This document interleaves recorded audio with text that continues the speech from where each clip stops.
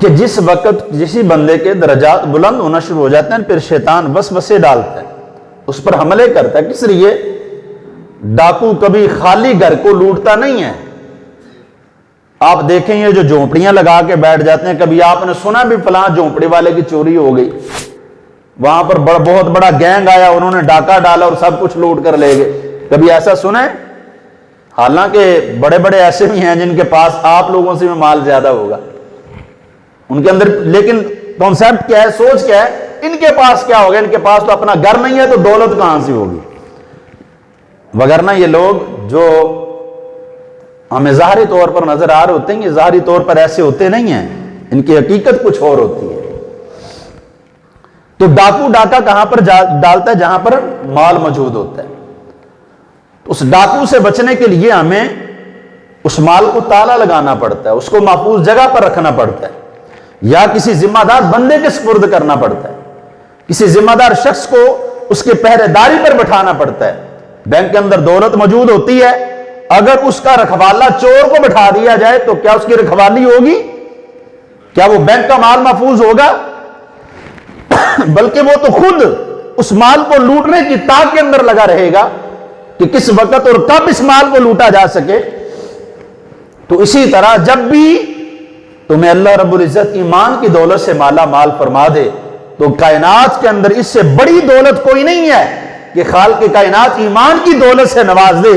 فرمایا جب تمہارے پاس ایمان کی دولت بھی موجود ہے، تقویٰ بھی موجود ہے، تم اللہ رب العزت کی بارگاہ میں ڈرنے والے ہو، تو پروردگار عالم سے ہر لمحہ ڈرتے رہتے ہو، پھر خالق کائنات تمہارے درجات بلند کرتا ہے۔ اب شیطان تمہارے اس ایمان کی دولت کو چھیننا چاہتا ہے، تمہارے دل کے اوپر ڈاکہ ڈالنا چاہتا ہے۔ فرمایا اس ڈاکے سے بچنے کے لیے تمہارے پاس سب سے بہترین حل ہے، اپنا ہاتھ کسی ولی کامل کے ہاتھ میں دے دو، تمہارا ایمان بھی محفوظ ہو جائے گا، تمہارے اعمال بھی محفوظ ہو جائیں گے، کہ خالق کائنات تمہیں ہر اعتبار سے محفوظ فرما لے گا۔ وَكُونُوا مَعَ الصَّادِقِينَ کے معنی ہیں کہ تم نے سچوں کی سنگت اختیار کرنی۔ کس لیے؟ آپ دیکھیں کبھی کسی فقیر آدمی کے پاس بیٹھے نا، جو درویش ہوتے ہیں، جو اللہ والے ہوتے ہیں، ان کے پاس کبھی بیٹھ کر تنہائی کی محفل اختیار کر کے دیکھیں، کبھی اعمال کی اصلاح کی گفتگو چھیڑ کر دیکھیں، وہ لوگ بتائیں گے ہمیں یہاں پر بھی بچنا چاہیے، ہمیں یہاں پر بھی بچنا چاہیے، تمہارے دل کے اندر تکبر نہیں آنا چاہیے، انا نہیں آنی چاہیے، لڑائی جھگڑا نہیں آنا چاہیے، تمہارے اندر بھائی چارہ قائم ہونا چاہیے، محبت کا درس ہونا چاہیے۔ وہ لوگ درس یہی دیتے ہوئے نظر آتے ہیں۔ کس لیے؟ حقیقت کے اندر وہ لوگ انسان کے اعمال کی اصلاح کر رہے ہوتے ہیں۔ تو اس لیے ہمیں ان لوگوں کے ساتھ کا حکم دیا گیا تاکہ ان نیک بندوں کا ساتھ اختیار کر کے، ان کی سنگت اختیار کر کے تم بھی ان جیسے بن جاؤ جس طرح یہ اللہ کی بارگاہ میں محبوب ہیں۔